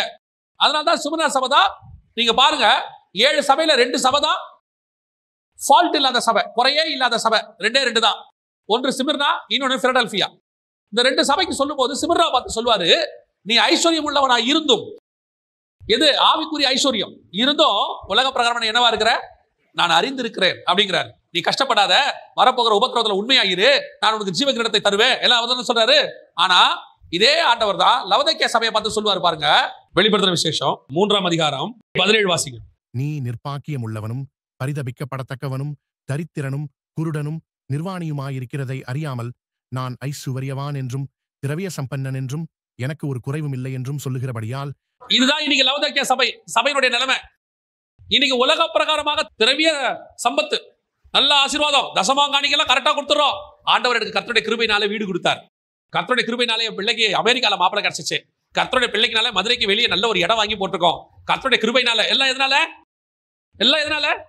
கர்த்தருடைய அவர் சொன்னாரு, நீ ஐஸ்வர்யம் உள்ளவனா இருந்தும் திரவிய சம்பந்தனா இருந்தும் உனக்குள்ள தரித்திரத்தை நீ அறியாது இருக்கிறாய். அதே நேரத்தில் சிமர்னா சபையை பார்த்து சொல்றாரு, நீ ஐஸ்வர்யவான் ஆனா தரித்திரா இருக்க கவலைப்படாதேங்கிறாரு. அப்ப அவனுக்கு இருந்த ஐஸ்வர்யம் என்ன, இவனுக்கு இருக்கிற ஐஸ்வர்யம் என்ன? லவோதிக்கேயா சபை உலக பிரகாரமாக ஆசீர்வாதமாக இருந்தது, ஆனால் ஆவிக்குரிய விதத்தில் தரித்திரனாய் இருந்தான். சிமர்னா சபை உலக பிரகாரமாக தரித்திரமாய் இருந்தும் ஆவிக்குரிய விதத்தில் அவன் ஐஸ்வர்யம் உள்ளவனாய் இருந்தான். இதைத்தான் ஆண்டவர் சொல்றார். நீ உலகத்துல எப்படி இருக்குன்றது முக்கியமே இல்ல, கர்த்தருக்குள் ஐஸ்வர்யம் உள்ளவனா இருக்கணும். இன்னைக்கு உலக பிரகாரம் ஐஸ்வர்யமா இருந்துட்டா நான் நல்ல ஆவிக்குரியவன். உலக பிரகாரமான நல்ல ஒரு ஐஸ்வர்யம் உள்ள சபையா இருந்துச்சுன்னா பெரிய சபை. இப்ப நீங்களே எதைத்தான் விரும்புறீங்க? நல்ல ஆடிட்டோரியம் மாதிரி சபை இருந்தா விரும்புறீங்க. நல்ல பாஸ்டர் ஆடிக்கார்ல வந்து இறங்கினாருன்னா விரும்புறீங்க, அவர் நல்ல பெரிய பாஸ்டர், நல்ல சர்ச், பெரிய சர்ச். சிலர் பாருங்க, அந்த சர்ச் பேரை சொல்றதுல ஒரு பெருமை இருக்கும் அவங்களுக்கு. நான்லாம் இந்த சர்ச் ஆளு. எந்த சர்ச்சா இருந்தா என்ன, பரலோகம் ஒண்ணுதானே. எல்லா சர்ச்சில இருந்து வர்றவங்க பரலோகத்துக்கு ஒண்ணு தானே போறீங்க. அதுல என்ன அப்படி ஒரு பெருமை? சில ஆட்கள் சபை ஸ்தாபனத்தை சொல்றதுல ஒரு பெருமை, இருக்கிற சபையை சொல்றதுல ஒரு பெருமை. நீ இயேசுவினாலே பரிசுத்தாவின் அபிஷேகத்தை பெற்றிருக்கிறாய், இதுதான் இருக்கிறதுலே பெருமையான விஷயம், மேன்மை பாராட்ட வேண்டிய ஒரு விஷயம். பழைய ஏற்பாட்டு பரிசுத்தவான்களுக்கு கிடைக்காத ஒரு ஸ்லாக்கியத்தை எனக்கு ஆண்டவர் தந்து வச்சிருக்கிறாரு. அதன் மூலமாக நான் பரலோகத்துக்குரியவனாய் மாறுகிறேன். பரலோகத்துக்கு என்ன ரெடி பண்றாரு. பழைய ஏற்பாட்டு பரிசுத்தவான்களுக்கு வேதம் சொல்லுது, எபிரேயர் 11:39 இவர்கள் எல்லாரும் விசுவாசத்தினாலே நற்சாட்சி பெற்றிருந்தும் வாக்குத்தத்தம் பண்ணப்பட்டவைகளை அடையாமல் போனார்கள். யாரை பத்தி சொல்லப்பட்டிருக்கு? பழைய ஏற்பாட்டு அத்தனை பரிசுத்தவான்களை பத்தியும். ஆனால் நம்ம பத்தி சொல்லும்போது அவர்கள் நம்மை அல்லாமல் பூர்ணராகாதபடி விசேஷித்த நன்மையானதொன்றை தேவன் நமக்கென்று முன்பதாக நியமித்து வைத்திருந்தார். என்ன வச்சிருந்தாரு? பரிசுத்தாவின் அபிஷேகத்தை நமக்கு வச்சிருந்தார். அவர் வந்துதான் நம்மளை பூரணப்படுத்துறார். பூர்ணராகும்படிக்கு, அதான் வசனம் சொல்லுது, பூர்ணராகும்படி கடந்து போவோம். இன்னைக்கு நம்ம பூர்ணராகிறோமா? ஆவியானவர் நம்மளை பூரணப்படுத்துறாரா? ஒரு யூத் மீட்டிங் போகும்போது ஒரு பையன் கேட்டான், நான் உங்க அந்த பையன் கேட்கிறான், இப்போ நான் வந்து ஸ்கூலுக்கு போகும்போது ஒரு நடிகர் மாதிரி ட்ரெஸ் பண்ணிட்டு போவேன், உங்க சர்ச்சில் வந்தா நீங்க கேட்பீங்க தானே, ஏன் அந்த மாதிரி பண்றீங்க அப்படின்னு கேட்பீங்க தானே? ஆமா கேட்பேன். இப்படியே என்ன பார்த்தா, கேட்கறதுக்கு தானே நாங்க இருக்கிறோம், நீ எப்படி வந்தாலும் இருன்னு சொல்றதுக்கு நாங்க இல்ல. ஸ்கூல்ல ஒழுங்கா யூனிஃபார்ம் போட்டு கேட்பாங்களா மாட்டாங்களா? கேட்பாங்க தானே. ஒரு நர்ஸுக்கே யூனிஃபார்ம் இருக்கு, ஒரு டாக்டருக்கு யூனிஃபார்ம் இருக்கு, ஒரு ராணுவ வீரருக்கு யூனிஃபார்ம் இருக்கு, சர்ச்சுக்கு மட்டும் எப்படி வேணாலும் வரலாம் அப்படின்னு ஒரு முடிவை நம்ம எடுத்துட்டோம். அவன் கேட்டான், சினிமா நடிகர் மாதிரி ட்ரெஸ் பண்ணிட்டு வந்தா நீங்க என்ன கேள்வி கேட்பீங்க தானே? நான் கண்டிப்பா கேட்பேன். அப்ப எல்லாரும் எதிரிலும் என்ன கிண்டல் பண்ணுவீங்க தானே? ஆமா பண்ணுவேன்னு சொன்ன. அப்ப அவன் கேட்டான், அதுல என்னங்க தப்பு இருக்குதுன்னா, தம்பி நீ இன்னைக்கு இருக்கிற ஒரு நடிகர் மாதிரி பண்ற, நாங்க அன்னைக்கு இருக்கிற ஒரு நடிகர் மாதிரி பண்ணோம், இப்ப அடுத்து வேற ஒரு நடிகர் வருவான், அவனை மாதிரி பண்ணுவீங்க. உங்களுடைய இந்த சாயல் இருக்குதுல்ல, ஒவ்வொரு வாட்டியும் மாறிக்கிட்டே இருக்குது. ஒருத்தர் மாதிரி என்ன செய்றீங்க? மாறிக்கிட்டே இருக்கீங்க. நாங்க சர்ச்சில் என்ன சொல்லி கொடுக்கணும்னா, நேற்றும் இன்றும் என்றும் மாறாத சாயல் ஒண்ணு இருக்கு, அந்த சாயலுக்கு வந்துருந்தா சொல்லி கொடுக்குறோம். இப்ப நீ வச்சிருக்கிறதுல டெம்பரவரி ஒரு ஆசை, திருப்பி நாளைக்கு வேற ஒரு சாயல். இந்த உலகத்தின் சாயலை நீ விரும்புறல்ல, இதுல இருந்து உன்னை மாத்தி பரலோகத்தின் சாயல் ஒண்ணு இருக்குது, அது நேற்றும் இன்றும் என்றும் மாறாதது. தேவன் நேற்றும் இன்றும் என்றும் அதை சொல்லி கொடுக்கத்தான் சர்ச். சினிமா நடிகர் மாதிரி ஆடுறதுக்கும் அவனை மாதிரி ட்ரெஸ் பண்றதுக்கும் சொல்லி கொடுக்குற இடம் சபை இல்ல. அப்படி வந்தா மாத்திர இடம் தான் சபை. சொல்றது புரியுதா? இப்ப நீங்க ஒரு ஸ்கூலுக்கு போறீங்க, ஒரு யூனிஃபார்ம் இருக்கு, அதுக்கு பதிலா வேற ஒரு யூனிஃபார்ம் போட்டு போனா ஒத்துப்பாங்களா? இதுல என்ன இருக்கு, இதுவும் யூனிஃபார்ம் தானே அப்படின்னா ஒத்துப்பாங்களா? மாட்டாங்க. இந்த ஸ்கூலுக்கு இதுதான் யூனிஃபார்ம், இதைத்தான் நீ போடணும். இன்னொன்று யூனிஃபார்மா இருக்கும், ஆனா அது என்னோட யூனிஃபார்ம் இல்ல. அதே மாதிரி தான் உலகத்துல எத்தனை வேணா மாடல்கள் இருக்கும், அது நல்லா கூட இருக்கும், பார்க்கறதுக்கு அழகா கூட இருக்கும், ஆனா எங்களுடைய யூனிஃபார்ம் அது இல்ல. எங்களுடைய யூனிஃபார்ம் குமாரனின் சாயலுக்கு ஒப்பா இருக்கும்படி நீங்கள் அழைக்கப்பட்டிருக்கிறோம். ரோமர் 8:29 சொல்லுது, அந்த ஆவியானவர் உனக்குள்ள இருந்து அதைத்தான் போதிக்கிறார், அதைத்தான் சொல்லிக் கொடுக்கிறார். இந்த உலகத்தை வெறுத்து நீ ஆவியின் சாயல், பரிசுத்தாவின் சாயல், பரலோகத்தின் சாயல், குமாரனின் சாயலுக்கு ஒப்பா இருக்கணுங்கிறது தான் அந்த வாக்குத்தத்தம் பண்ணப்பட்ட பரிசுத்தாவினுடைய வேலை. அவர் சொல்ல சொல்ல நீ மாறாம இருக்கிற இல்லையா? அந்த நடிகை மாதிரி தான் நான் ட்ரெஸ் பண்ணுவேன், அந்த நடிகை மாதிரி தான் இருப்பேன். ஏமா ஏன் அப்படி பண்ற? இல்ல எங்க அம்மா அன்னைக்கு இருந்த நடிகை மாதிரி பண்ணாங்க, நான் இன்னைக்கு இருக்கிற நடிகை மாதிரி பண்ணுவேன், நாளைக்கு என் பொண்ணு அன்னைக்கு இருக்கிற நடிகை மாதிரி பண்ணும். அப்ப குடும்பமே ஒரு சாயல் இல்ல, ஒவ்வொரு சாயல்ல இருக்கீங்க. ஆனால் ஆதாம் தேவ சாயலாகவும் தேவ ரூபத்தின்படி படைக்கப்பட்டான். அவன் பழம் சாப்பிடாம குழந்தை பிறந்துருச்சுன்னா அத்தனையும் தேவ சாயலாகவும் தேவ ரூபத்தின்படியும் பிறந்திருக்கு. இப்ப ஆதாமுக்கு தேவ சாயல் போய் மனுஷ சாயல் வந்துருச்சு. ஆதாம் தன் சாயலால் ஒரு குமாரனை பெற்றான், காரணம் பாவம் வந்துருச்சு. இந்த மனுஷ சாயல் இருந்து திருப்பி தேவ சாயலுக்கு மாற்றத்துக்கு தான் இயேசு கிறிஸ்து உலகத்தில் வந்தார். அவர் மனுஷ ரூபமானார், இப்ப தேவ சாயல் ஆயிட்டாரு. உங்களுக்கு எனக்கும் மனுஷ சாயல் இருந்து தேவ சாயலாய் மாற்றுறது பரிசுத்தாவியினுடைய வேலை. அப்ப நம்ம மாறுறோமா? மாற ஆசை இருக்குதா? முதல்ல ஆசை வரணும். ரெண்டாவது, இந்த உலக சாயல் மேல ஆசை போகணும். கொஞ்சம் கஷ்டம் தான், ஏன்னா பிறந்ததுல இருந்து வந்திருக்குது, நம்ம அப்பா அம்மா கிட்ட இருந்து வந்திருக்குது, தாத்தா பாட்டி கிட்ட இருந்து வந்திருக்குது. அது அப்பப்ப கொஞ்சம் எட்டி பார்க்கும். நாம என்ன பண்ணுவோம்? உலகத்தை வெறுத்த சாயலுக்கு வந்துருவோம். திடீர்னு யாராவது அதே மாதிரி உலக சாயல் நல்லா வரும்போது, ஒரு காலத்துல இந்த மாதிரி தான் நானும் இருந்தேன், சோத்திரம். இப்ப அவங்க சோத்திரம் சொல்றது எதுக்குன்னா கர்த்தர் மாத்திட்டாருன்னு இல்ல, இப்ப போட முடியலையே, அந்த சோத்திரம் அது. இப்ப நமக்கு உள்ளுக்குள்ள ஆசை இருக்கு, வெளியே என்ன செய்யல, மாறல. வெளியே மட்டும் மாறி இருக்கு, உள்ளுக்குள்ள ஆசை இருக்கு. நான் என்ன சொல்றேன், வெளியும் மாறணும், முதல்ல உள்ள மாறணும். உள்ள மாறிடுச்சுன்னு வச்சுங்களேன், வெளியே அதை பத்தி நமக்கு என்ன இருக்காது, அதை பத்தின எண்ணமே இருக்காது. யார் போட்டா என்ன பாருங்க. என்னைக்காவது இங்க வராங்க, இந்த அமெரிக்காவில இருந்து ஜனாதிபதி அவர் ஒய்ஃப் எல்லாம் வராங்க. வரும்போது அவங்க ஒய்ஃப் இங்க வரும்போது பாத்தீங்கன்னா ஒரு நாள் புடவை கட்டுவாங்க. இங்க இருக்கிறவங்கள பார்த்து புடவை கட்டுவாங்க. அந்த அம்மா வாங்கி போய் டெய்லி புடவை கட்டுமா? கட்டாது தானே. ஏன் கட்டாது? அந்த ஊருக்கு அந்த அம்மாவுக்கு அதான் சரி. சில நேரத்தில் பார்த்த உடனே ஒரு ஆசை, ஒரு புடவை கட்டுவோம் அப்படின்ட்டு அந்த அம்மா பேட்டி கூட கொடுத்துரும். புடவை ரொம்ப அழகா இருக்கிறது, புடவை ரொம்ப வசதியாக இருக்கிறது, நான் இந்த புடவை வாங்கி கொண்டு போகிறேன். போய் கட்டுவியா? மாட்டோம். அந்த மாதிரி தான் உலக சாயல். கொஞ்சம் பார்க்கும்போது சில நேரத்தில் என்ன வரும், ஆசை வரும், கொஞ்சம் அப்படி தோணும். ஆனால் நம்ம செய்யணும், இது நிரந்தரமானது அல்ல, இது எனக்குரியது அல்ல, நான் குமாரனின் சாயலுக்கு ஒப்பாய் இருக்கும்படி அழைக்கப்பட்டவன். சில துணிகரமா கேட்பான், சினிமா நடிகர் மாதிரி பண்ணிட்டு, அரசியல்வாதி மாதிரி பண்ணிட்டு, ஸ்போர்ட்ஸ் ஆட்கள் மாதிரி முடி வெட்டிக்கிட்டு, அப்புறம் கேட்பான், என்ன தப்பு, இதெல்லாம் ஒண்ணும் கிடையாதுங்க, நாங்க ஜாலியா இருக்கிறோம்பா, இருந்துட்டு போட்டோம். அவங்களை யாரும் என்ன செய்ய வேணாம், குறை சொல்ல வேணாம். நீங்களும் நானும் சீமானா இருந்தாலும், செல்வ செழிப்போட இருந்தாலும், நான் எப்படி இருக்க வேண்டும், ஆபிரகாமின் சந்ததியாக இருக்க வேண்டும். ஆபிரகாமின் சந்ததி என்ன சொல்லுச்சா, நாங்கள் அந்நியரும் பரதேசிகளும் என்று அறிக்கையிட்டார். அதுக்குதான் உங்களை என்னையும் கர்த்தர் கூப்பிட்டு இருக்கிறார். இன்னைக்கு நாம பரிசுத்த ஆவியை துக்கப்படுத்தாம இருக்கிறோமா? கொஞ்சம் கொஞ்சமாவது சாயல் மாறுதா? சாயல் மாறினாவே லிட்டரலா சொல்றேன், உங்களுக்கு அந்த ஆசையே போயிடும். அதை என்ன செஞ்சிடும், ஆசை போயிடும். நான் எனக்கு நடந்ததை உங்களுக்கு சொல்றேன். ஒரு காலத்துல வெளிநாட்டுக்கு ஊழியத்துக்கு கூட்டு போகுது, அவங்க சொல்லுவாங்க, வாங்க கடைக்கெல்லாம் போலாம், ஏதாவது வாங்கி தரோம் அப்படிம்பாங்க. போன புதுசுல நானும் போவேன். ஒரு 2-3 வருஷம் இப்படி போக போக போக ஒன்று பார்த்தீங்கன்னா எல்லா கடையும் ஒரே மாதிரி தான் இருக்குது. 80% ஒரே பொருள் தான் உலகம் முழுக்க, 20% தான் லோக்கல் பொருள். இப்போ பாருங்களேன், இப்போ நீங்க மதுரைக்கு வந்துட்டீங்கன்னா இட்லி தோசை எல்லாம் காமன். ஏதோ இங்க ஏதோ ஒரு விசேஷமா ஒரு கொத்து பரோட்டா ஏதோ ஒன்று இருக்கும், அது இங்க மட்டும் இருக்கும். அது வேற எங்கேயோ கோயில்பட்டி போனீங்கன்னா முட்டாய் கொடுக்குறாங்க, கோயில்பட்டி முட்டாய். சாத்தூர் போனா சேவும்பாங்க, திருநெல்வேலி போனா அல்வாம்பாங்க, அது அங்க மட்டும் கிடைக்கும். மற்றபடி அங்க இருக்கிற எல்லாமே எல்லா இடத்துலயும் கிடைக்கும். அந்த மாதிரி கொஞ்சம் பார்க்க பார்க்க எல்லாமே ஒரே மாதிரி தான் இருக்குது. அதுக்கப்புறம் போர் அடிக்க தொடங்கிருச்சு. அதுக்கப்புறம் இப்ப எங்க கூப்பிட்டாலும் போறது இல்லை. போனோம்னா ரூம்குள்ளே உட்காந்துக்கிறது, இல்ல அவங்களோட உட்காந்து பேசிக்கிட்டு இருக்கிறது. அப்புறம் ஒரு நாள் ஒரு பாஸ்டர் கேட்டாரு, 10 நாளா ஒரே ரூம்ல உட்காந்து இருக்கிறீங்களே, வாங்க எங்கேயாவது போயிட்டு வரலான்னாரு. போர் அடிக்குது வரலன்னு. இல்ல நீங்க போர் அடிக்குதா வெளியே போறாரு. ஏன் வெளியே போனா போர் அடிக்குது, அப்படியே உட்காந்து போனா போர் அடிக்கும் எல்லாத்தையும் பார்த்து. ஆனால் உடனடியாக அது வரல. நமக்கும் ஆசை இருந்துச்சு, எல்லாம் வந்துச்சு. அதை ஒரு பீரியட்ல அதை வெறுக்கிற தன்மை வரும். அது வரணும், எல்லாத்து மேலையும் வரணும். ஒவ்வொன்றையும் வெறுக்கும் போது உள்ளுக்குள்ள அந்த வெறுப்பு வரும்போது, அதுதான் ஆவியானவர் செய்யறது. அதை வெறுக்கும் போது அதே நேரத்துல பரலோகத்தின் ஆசையும் உள்ள கொடுத்துக்கிட்டே இருப்பாரு. இப்ப பாருங்க, எல்லா ஊருக்கு போனோம், இன்னும் அந்த ஊரை பார்க்கல அப்படின்னு ஒரு ஊர் மேல ஆசை இருக்கும்ல. கொஞ்சம் பேர் சொல்லுவாங்க, ஐயோ நான் எருசலேமை ஒரு தடவை பார்க்கணும் அப்படிம்பாங்க. ஒரு ஊர் மேல ஆசை வருதுல, அந்த ஆசை உங்களுக்கு பரலோகத்தின் மேல வந்துடணும். எதை பார்த்தாலும் இல்ல நான் பரலோகத்தை பார்க்கணும். அவர் சொல்றாரு, பவுல் சொல்றாரு, பல வருஷத்துக்கு முன்பாக ஒரு மனுஷனை அறிவேன், அவன் பரதேசிக்கு எடுத்துக்கொள்ளப்பட்டான். வாஞ்சையா சொல்றாரு, அந்த மாதிரி ஆசை வந்துடணும். இதுதான் பரிசுத்த ஆவி உங்களை செய்யற வேலை. பரிசுத்த ஆவியானவர் உங்களுக்குள்ள வந்துட்டாருன்னா உலகத்தை வெறுக்கவும், அதே நேரத்துல எங்க போனோம், பரலோகத்தை நேசிக்கவும் சொல்லி கொடுப்பாரு. அதாவது நான் சொல்றது நீங்க முயற்சி பண்ணி பாருங்க, உங்களுக்கே அது மேல ஒரு வெறுப்பு வரும். பார்க்கும்போது உங்க ஆத்மாவில ஒரு தொய்வு வரும், ஒரு டயர்ட்னஸ் வரும்.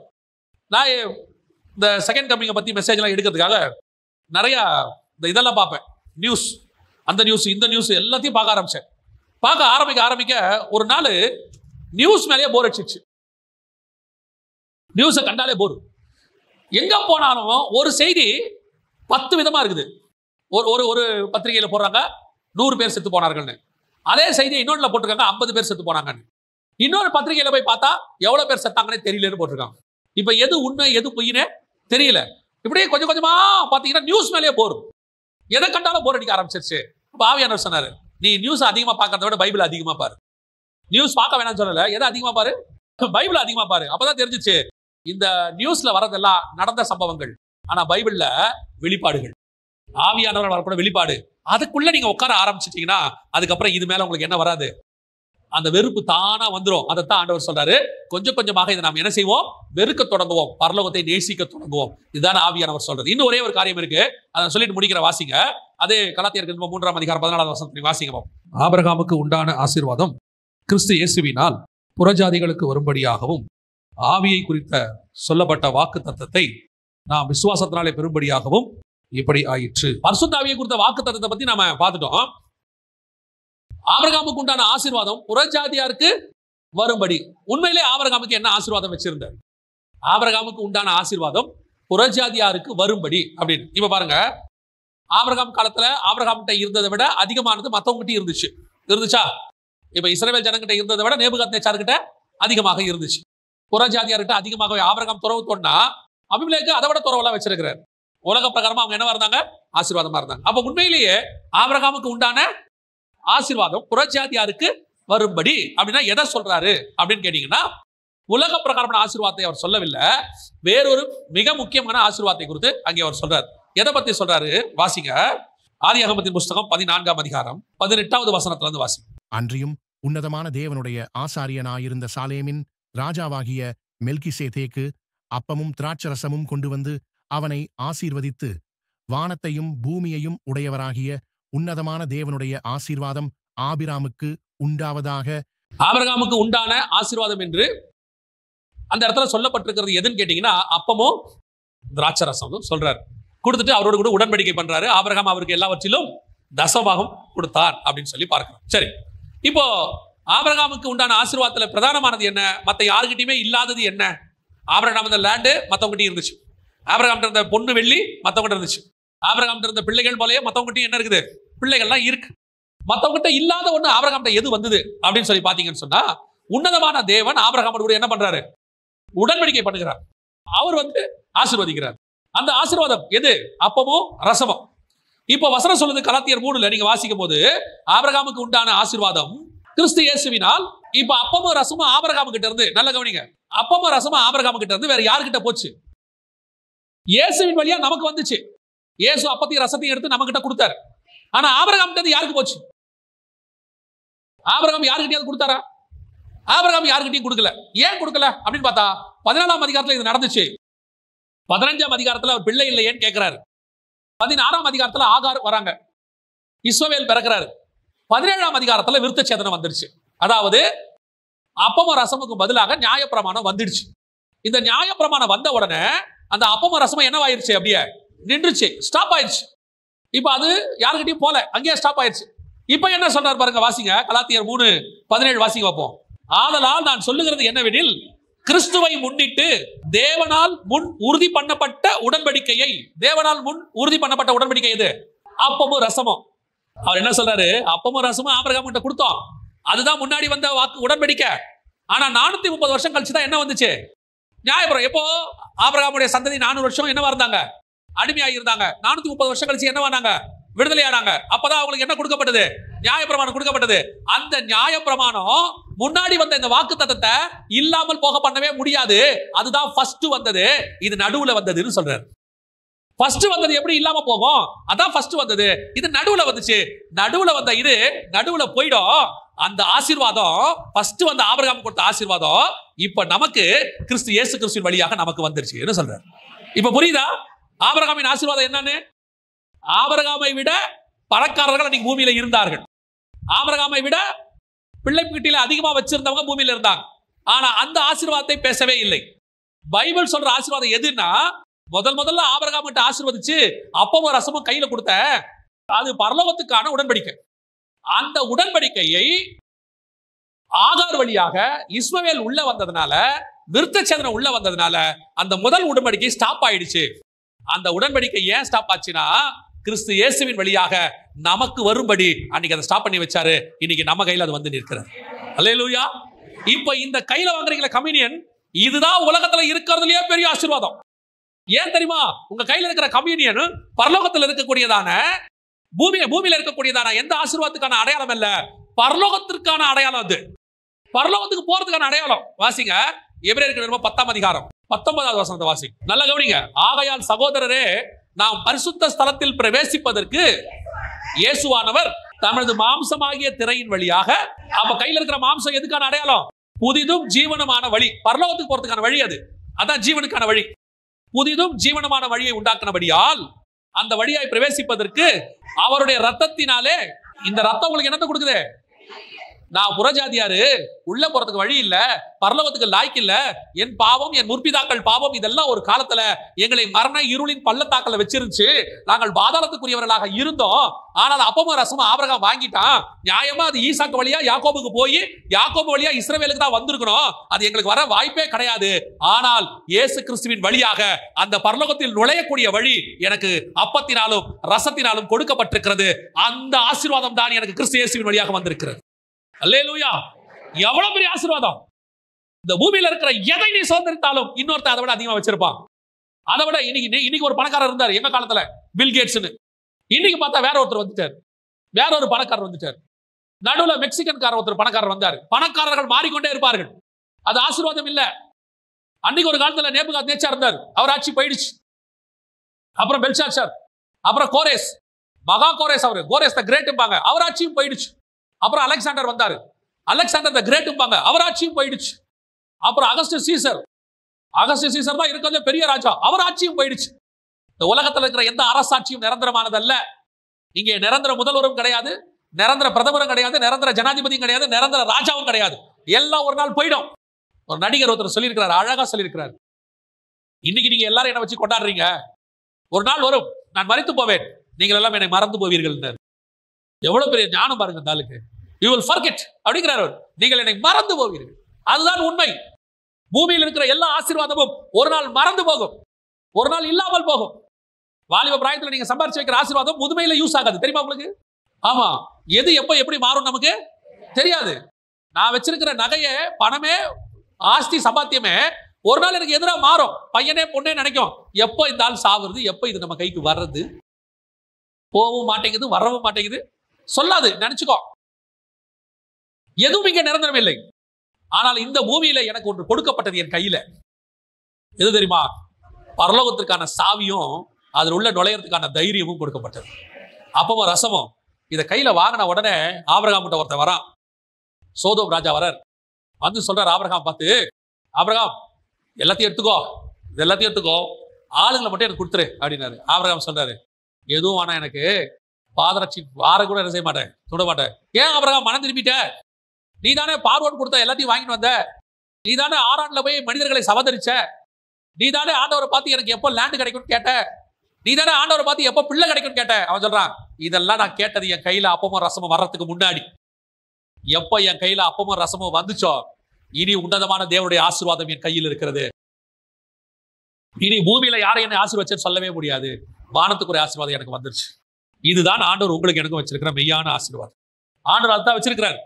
ஆபிரகாமின் ஆசீர்வாதம் இயேசு கிறிஸ்துவின் வழியாக புறஜாதியாருக்கு வரும்படி. எப்படி வரும்? இந்த ஆசீர்வாதம் தான் வரும். ஆபிரகாம் வச்சுட்டு போன லேண்ட் உங்களுக்கு வந்துச்சா? நீங்க எல்லாம் இஸ்ரவேல் தேசத்துக்காரங்களா? இல்ல தானே. ஆபிரகாம் லேண்ட் வச்சுட்டு போனது யாருக்கு வச்சுட்டு போனாரு? அவர் சந்ததி வச்சுட்டு போனாரு. இப்போ அங்க யார் இருக்கிறா? அவங்க இருக்கிறாங்க, ரைட், ஓகே. நமக்கு வந்துச்சா? அப்ப இஸ்ரவேல் லேண்ட் உங்களுக்கு கொடுப்பாங்களா? எருசலேம்ல போய் நீங்க சொல்ல முடியுமா இது என் சொந்த ஊர்னு? அவன் சொல்லுவான், ஆவிக்குரிய விதத்தில் தான் நீ சொந்தக்காரன், இஸ்ரவேல்ல லேண்ட் தர மாட்டோம், போயிடு. அப்பனா உலக பிரகாரமாக ஆசீர்வாதம் எனக்கு இல்லையா? உனக்கு நாங்க சொன்ன விஷயமே வேறப்பா. ஆபிரகாமின் வழியாக பரலோகத்தின் திறவுகோல் கிறிஸ்து இயேசு கிறிஸ்துவின் வழியாக நமக்கு வந்துருச்சு. அவன் கையில் உள்ள அப்பமும் ரசமும் இயேசு கிறிஸ்து வழியாக நம்ம கைக்கு வந்ததுனால நீங்களும் நானும் பரலோகத்துக்குரிய சந்ததியாக மாறிவிட்டோம். அதனாலதான் ஆண்டவர் சொல்றார் 14ஆம் அதிகாரத்துல ஆபிரகாம் கையில அப்பத்தையும் ரசத்தையும் கொடுத்துட்டு 15ஆம் அதிகாரத்துல எப்படி சொல்றாரு பாருங்களேன். 5வது வசனத்தை வாசிங்க. அவர் அவனை வெளியே அழைத்து, நீ வானத்தை அண்ணாந்து பார், நட்சத்திரங்களை எண்ண உன்னாலே கூடுமானால் அவைகளை எண்ணு என்று சொல்லி, பின்பு அவனை நோக்கி, உன் சந்ததி இவ்வண்ணமாயிருக்கும் என்றார். இப்போ ஆண்டவர் ஆபிரகாமுடைய சந்ததி எப்படி இருக்கும்னாரு? வானத்தின் நட்சத்திரங்களை போல இருக்கும் சொல்லிட்டாரு. 15ஆம் அதிகாரத்துல 16ஆம் அதிகாரத்துல ஆகார் வந்துட்டாங்க. இப்ப இஸ்மவேலும் வந்துட்டாரு. 22:17 வாசி. நான் உன்னை ஆசீர்வதிக்கவே ஆசீர்வதித்து உன் சந்ததியை வானத்து நட்சத்திரங்களைப் போலவும் கடற்கரை மணலைப் போலவும் பெருகவே பெருக பண்ணுவேன் என்றும் உன் சந்ததியார் தங்கள் சத்துருக்களின் வாசல்களை சுதந்தரித்துக் கொள்ளுவார்கள் என்றும். அப்படின்னா என்ன அர்த்தம்? சந்ததி என்னவாயிடுச்சு? 2 ஆயிடுச்சு. 1 என்னவாயிருச்சு? வானத்து நட்சத்திரம் 1, கடற்கரை மணல் 1. கடற்கரை மணல்ங்கிறது யாரை குறிக்குது? இஸ்மவேல், உலக பிரகாரமான ஆசீர்வாதம். வானத்து நட்சத்திரங்கிறது யாரை குறிக்குது? ஈசாக்கு, வானத்துக்குரிய சந்ததி. இப்போ போக போக பார்த்தா இஸ்ரவேல் ஜனங்க எப்படி மாறிட்டாங்க தெரியுமா? நியாயப்பிரமாணத்தின் வழியாக. ஏன்னா நியாயப்பிரமாணம் இஸ்மவேலுக்காக தான் வந்துச்சு, ஈசாக்காக வரல. யாருக்காக வந்தது? இஸ்மவேலுக்காக வந்தது. இப்போ இஸ்ரவேல் ஜனங்க எப்படி ஆயிட்டாங்க? வாசிங்க, ஓசியா 1:10 வாசிங்க. என்றாலும் இஸ்ரவேல் புத்திரரின் தொகை அளக்கவும் எண்ணவும் கூடாத கடற்கரை. இப்ப இவங்க எப்படி ஆயிட்டாங்க? ஏன்னா இவங்க ஆண்டவரை விட்டு தூரம் போயிட்டாங்க, நியாயப்பிரமாணத்துல விழுந்துட்டாங்க. நியாயப்பிரமாணத்திலேயே அவங்க தப்பான காரியங்களை செய்ய ஆரம்பிச்ச உடனே இவங்க இப்ப என்னவா மாறிட்டாங்க? கடற்கரை மணல் ஆயிட்டாங்க. இப்ப வானத்தின் நட்சத்திரம் யாரு?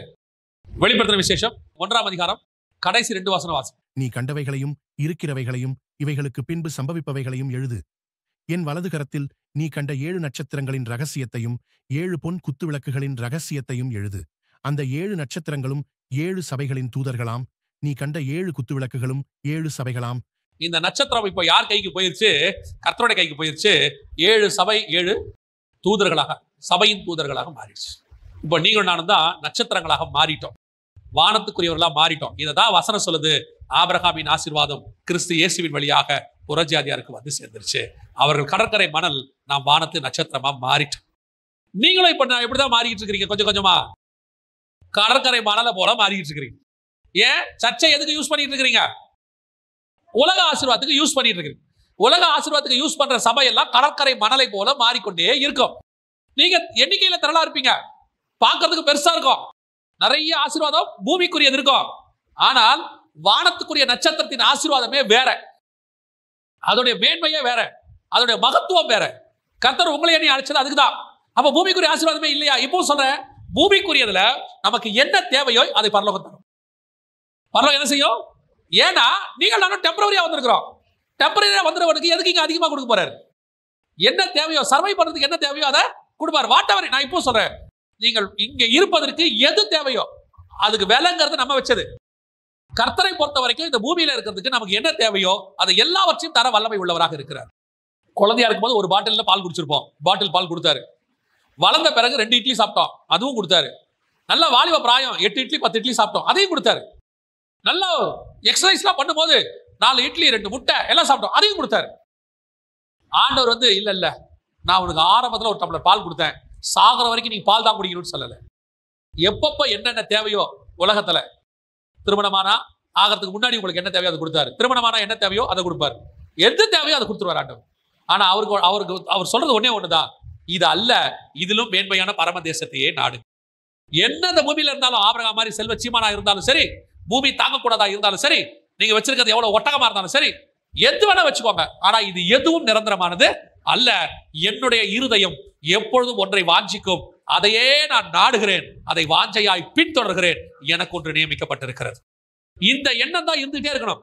இப்போ உங்களுக்கு ஆசீர்வாதம் எதுன்னு தெரிஞ்சிருச்சு, இனி நீங்க தேட வேண்டியது அதுதான். அந்த ஆசீர்வாதத்துக்கு உங்களை ஆயத்தப்படுத்துறதுக்கு தான் வாக்குத்தத்தம் பண்ணி பரிசுத்த ஆவியானவர் உங்களுக்குள்ள பிதாவாகிய தேவன் கொடுத்திருக்கிறார். உங்களை ரெடி பண்றது எப்படி? 7 தாதிமார்கள் கையில கொண்டு போய் எஸ்தரை ஏகா ஒப்படைச்சான்னு வசனம் சொல்லும். அதே மாதிரி இப்போ பரிசுத்த ஆவியானவர் 7 சபைகள் கையில பிதாவாகிய தேவன் நம்மள ஒப்படைச்சிருக்கிறார். இப்ப நம்மள ராஜாவுக்கு ஏத்த மாதிரி எஸ்தரை மாத்தின மாதிரி நம்மள இயேசு கிறிஸ்துக்கு ஏத்த மாதிரி மணவாளனுக்கு ஏத்த மாதிரி நம்மள சபையை மாத்திக்கிட்டு இருக்கிறார். அப்போ எஸ்தர் செஞ்சது என்ன? அவள் தனக்கு ஒன்றுமே கேட்கவில்லை, ஏகா என்ன கொடுத்தானோ அதை பெற்றுக்கொண்டாள். அவ்வளவுதான். நம்மளும் இந்த பூமியில நமக்கு ஒன்றும் கேட்க வேண்டிய அவசியம் இல்லை. நமக்கு என்ன தேவை என்பதை நம்முடைய பரமபிதா முன்பே அறிந்திருக்கிறார். நம்முடைய தேவை என்னவா இருந்தாலும் பரலோகம் கொடுக்கும். இப்போ சொல்றேன், 20 ரூபாயா இருந்தாலும் கொடுக்கும், 20 கோடியா இருந்தாலும் கொடுக்கும். ஆனா அது தேவையா இருக்கணும், பரலோகம் சொல்றதா இருக்கணும். நான் சாக போறேன், என் பசங்களுக்கு 10 ஏக்கர் வாங்கி வச்சுட்டு சாவறேன்னா இல்ல இல்ல. நான் சாக போற நேரத்துல என் பொண்ணுக்கு 10 சவரன் வாங்கி வச்சு சாவறேன் இல்ல இல்ல. நீங்க இப்ப நான் ஒரு சுவிசேஷம் சொல்ல போறேன், எனக்கு ஒரு மீட்டிங் நடத்த போறேன், 10 லட்ச ரூபா தேவைப்படுது, லைட்ஸுக்கு அது இது கிரவுண்டு வாடகை எவ்வளவு கேட்கறாங்க, ஆண்டவர் கொடுக்க வல்லமை உள்ளவராக இருக்கிறார். ஆண்டவர் வேணாம்னு சொல்லல. அதே நேரத்துல நான் வாங்கி வச்சுட்டு போறேன், என் பேர பிள்ளை என் பேரை சொல்லணும்னா ஆண்டவர் இல்லைன்றுவார். அப்படிலாம் கிடைக்குது, அது ஆண்டவர் கொடுக்கறதே கிடையாது. ஒரு வெள்ளம் வரும்போது டேம்ல தண்ணியை பிடிச்சி வச்சு ஒரு சேனலை திறந்து விடுவாங்க கரெக்டா. அப்படி பண்ணாதான் பக்கத்துல இருக்கிற கிராமங்கள்லாம் அழியாது, கரெக்டா போகும். சில நேரத்துல வெள்ளம் அடிச்சுக்கிட்டு ஊத்தம். இப்ப அந்த சேனலா திறந்து விட்டாங்களா, அந்த தண்ணியை கொடுத்தது யாரு? வானத்துல இருந்து ஆண்டவர் தான் கொடுத்தாரு. வெள்ளம் அடிச்சுக்கிட்டு ஓடுது, இந்த தண்ணி யாரு கொடுத்தது? ஆண்டவர் தான் கொடுத்தாரு. தண்ணி ஆண்டவர் கொடுத்தது ஆசீர்வாதம். ஆனா அதை கரெக்டா சேனல் பண்ணி கொடுக்கறதா பரிசுத்த ஆவியானவர். நமக்கு என்ன தேவையோ கரெக்டா கொடுப்பாரு. ஆண்டவர் கொடுக்கிற ஆசீர்வாதத்துல வேதனை எப்பவுமே இருக்காது. தேவையானதை தருவார். அதுல உன்னை விழாத வடிக்க தேவன் பத்திரமாய் பாதுகாக்க வல்லமை உள்ளவராக இருக்கிறார். நிறைய பேருடைய ஆசீர்வாதம் பார்க்கறதுக்கு அப்படியே பயங்கரமா இருக்குது. நீங்க பாருங்க, எவ்வளவு பெரிய பணக்காரன், அவ்வளவு பெரிய பணக்காரன். அன்னைக்கு ஒரு வார்த்தை சொல்றான், இவ்வளோ பணம் இருக்குது என்கிட்ட, எல்லாம் இருக்குது, ஆனா 10% கூட நிம்மதி இல்லைங்கிறான். பொதுப்படையா வெளியில மைக்ல சொல்றான், என்கிட்ட இவ்வளோ பணம் இருக்குது, எல்லாம் இருக்குது, ஆனா எனக்கு 10% கூட என்ன இல்லை, நிம்மதி இல்லை அப்படிங்கிறான். அன்னைக்கு ஒரு நடிகை கேன்சர்ல இருந்து மீண்டு வந்து பேட்டி கொடுக்குறாங்க. என்கிட்ட பணம் இருந்துச்சு, எல்லாம் இருந்துச்சு, ஆனா கேன்சர் வந்த போதுதான் மனுஷங்க யாரு எல்லா உண்மையும் தெரிஞ்சிச்சு, எனக்கு யாருமே இல்லை, அனாத மாதிரி கடந்தேன்றாங்க. இதான் உண்மை. இப்போ சொல்றேன், உங்களை என்னையும் அவைகளுக்கு மத்தியில பறந்து காக்கிற பட்சியை போல கர்த்தர் பாதுகாக்க வல்லமை உள்ளவராக இருக்கிறார். ஒருவேளை அவங்கள மாதிரி நம்ம கிட்ட பணம் இல்லை, ஆனா கர்த்தர் கூட இருக்கிறாரு. அவங்கள மாதிரி நமக்கு நிம்மதி இல்லாத வாழ்க்கை இல்லை, சந்தோஷமான வாழ்க்கையை கர்த்தர் கொடுத்திருக்கிறார். குறைவான பணம் தான், ஆனா நிம்மதியா இருக்க ஆண்டவர் ஆசீர்வாதம் கொடுத்திருக்கிறார். நம்முடைய ஆசீர்வாதம் பூமிக்குரியது அல்ல, நம்முடைய ஆசீர்வாதம் வானத்துக்குரியது. அதுக்கான அடையாளம் தான் உங்க கையில் இருக்கிற அப்பமும் ரசமும், உங்களுக்குள்ள இருக்கிற பரிசுத்த ஆவியானவர். அல்லேலூயா. இதுதான் ஆபிரகாமின் ஆசீர்வாதம் கிறிஸ்து இயேசு கிறிஸ்துவின் வழியாய் புறஜாதியாருக்கு வந்துச்சு, வாக்குத்தத்தமும் நமக்குள்ளே வந்தது. அல்லேலூயா. நாம ஜெபம் பண்ண போகிறோம். எழுந்திருக்கலாமா? நாம எல்லாரும் நாம் எதை விரும்புகிறோம், நாம் எதை நாடுகிறோம்? இப்பவே கர்த்தர் நம்மளை ரொம்ப நிம்மதியான வாழ்க்கையில் தான் வச்சிருக்கிறார். எவ்வளவு பேர் பணத்தை வச்சுக்கிட்டு ஆசீர்வாதமா இல்லாம இருக்கு? எவ்வளவு பேர் உலக ஆசீர்வாதம் கரக்கூடிய பேர், புகழ், பட்டம் இதெல்லாம் வச்சுக்கிட்டு நிம்மதி இல்லாம இருக்கிறாங்க. அப்படியே வச்சிருந்தாலும் அவங்களுக்கு ஒரு சமாதானம் இல்லை. உலக பணக்காரனா இருக்கிறான், ஆனா அவனுக்கு இன்னும் பணத்தாசை, அடுத்து அடுத்து அடுத்து சேர்த்து வைக்கிறான். அடுத்து யாருக்கு? அவன் பிள்ளைகளுக்கு வச்சுட்டு போறான். அவ்வளவுதான். ஆனால் உங்களுக்கும் எனக்கும் அப்படி அல்ல. ஆபிரகாம் மூலமாக இயேசு கிறிஸ்து, ஆபிரகாம் வழியாக இயேசு கிறிஸ்துவின் மூலமாய் நமக்கு ஒரு ஆசீர்வாதம் கொடுக்கப்பட்டிருக்கிறது. இது நித்திய ஆசீர்வாதம், நிரந்தர ஆசீர்வாதம், நிம்மதியான ஆசீர்வாதம், வேதனை இல்லாத ஆசீர்வாதம், நம்மை கொண்டு போய் நித்தியமாய் பரலோக ராஜ்யத்தில் வைக்கக்கூடிய ஆசீர்வாதம். இது மாதிரி எந்த பிதாவும் தன் பிள்ளைகளுக்கு வச்சுட்டு போனதே கிடையாது. அப்பா வச்சுட்டு போன சொத்து சில நேரத்தில் உலகத்தில் ஆசீர்வாதமா இருக்கும், அது ஒரு நாள் அழிஞ்சு போகும். அப்பா வச்ச சொத்துனால வழக்கு வாது வரும், அண்ணன் தம்பிகளுக்குள்ள சண்டை வர வாய்ப்பு இருக்கு. சில நேரத்தில் அப்பா வச்சுட்டு போன சொத்து நமக்கு கவலையை கொடுத்துரும், கடனை வச்சுட்டு போயிடுவாங்க. ஆனா நம்ம அப்பா நமக்கு வச்சுட்டு போயிருக்கிற சொத்து பரலோகத்துல இடத்தை வச்சுட்டு போயிருக்கிறார், வழியை ஆயத்தம் பண்ணி வச்சுட்டு போயிருக்கிறார். கையில இருக்கிற கம்யூனியன் அதுக்கு உத்தரவாதம் கொடுக்குது. பரலோகத்திற்கு வழியும் உள்ளே நுழைப்பதற்கு தைரியமும் அது கொடுக்கிறது. எவ்வளவு பெரிய ஆசீர்வாதம் பாருங்க. பிசாசு இந்த உலகத்தில் இருக்கிற மாயையான ஆசீர்வாதங்களை காட்டி காட்டி காட்டி நீ பரலோகத்துக்குள்ள நுழைய விடாதபடி உன்னை தடுத்து வச்சிருக்கிறான். அதை பத்தி யோசிக்கவே விட மாட்டேங்கிறான். ஏதாவது ஒன்று சொல்லி சொல்லி உலகத்தையே உன்னை பார்க்க வைக்கிறான். ஆனா ஆண்டவர் உன்னை பரலோகத்தை பார்க்க வைக்க வல்லமை உள்ளவராக இருக்கிறார். நீ இவைகளை உதறி தள்ளிவிட்டு, நான் உங்களுக்கு தேவனுடைய சமூகத்திலிருந்து சொல்றேன், அவரை நோக்கி பார்த்தவங்க வெட்கப்பட்டு போனதே கிடையாது. அவங்களை அவர் கை விட்டதே கிடையாது. கர்த்தரை உண்மையாய் பின்பற்றுகிற அத்தனை பேரையும் கர்த்தர் வானத்துக்குரிய ஆசீர்வாதத்தால் ஆசீர்வதித்தே இருக்கிறார். யோசிச்சு பாருங்க. 3 பிள்ளைகளுக்கு நீ சொத்து வச்சுட்டு போறது முக்கியமா? 3000 பேரை ரட்சிப்புக்குள்ள நடத்துறது முக்கியமா? பேதுருக்கு இப்ப பிள்ளைகளை பத்தி வேதத்துல சொல்லல, ஆனா ஒரே கூட்டத்துல 3000 பேர், 2 கூட்டத்துல 5000 பேர், 8000 பேர் வந்துட்டாங்க. எவ்வளவு பெரிய ஆசீர்வாதம் பாருங்க. இதுதான் பரலோகத்தில் உங்களுக்கு வைக்கப்பட்டிருக்கிற ஆசீர்வாதம்.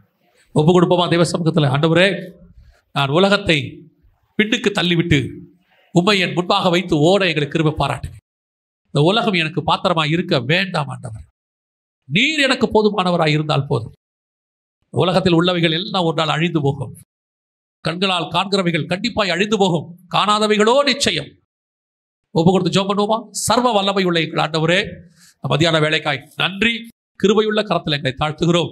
நீர் எங்களுக்கு கொடுத்திருக்கிற நித்திய ஆசீர்வாதத்தை எங்கள் இருதயம் எப்பொழுதும் வாஞ்சிக்க, உலகம் எங்களுக்கு பாத்திரமாய் இராதபடி, உலகத்தில் உள்ளவைகள் பாத்திரமாய் இராதபடி, உலகத்தின் மாம்ச இச்சைகள் பாத்திரமாய் இராதபடி எல்லாவற்றையும் உதறி தள்ளிவிட்டு ஓட கிருபை பாராட்டு. ஆண்டவரே, நீர் வரும் பொழுது நாங்கள் அத்தனை பேர் உங்களுடைய சாயலால் உம்மை காண கிருபை பாராட்டு. எங்கள் ஆண்டவர் இயேசு கிறிஸ்துவின் நாமத்தில் ஒப்பு கொடுத்து ஜெபிக்கிறோம் ஜீவனுள்ள நல்ல பிதாவே.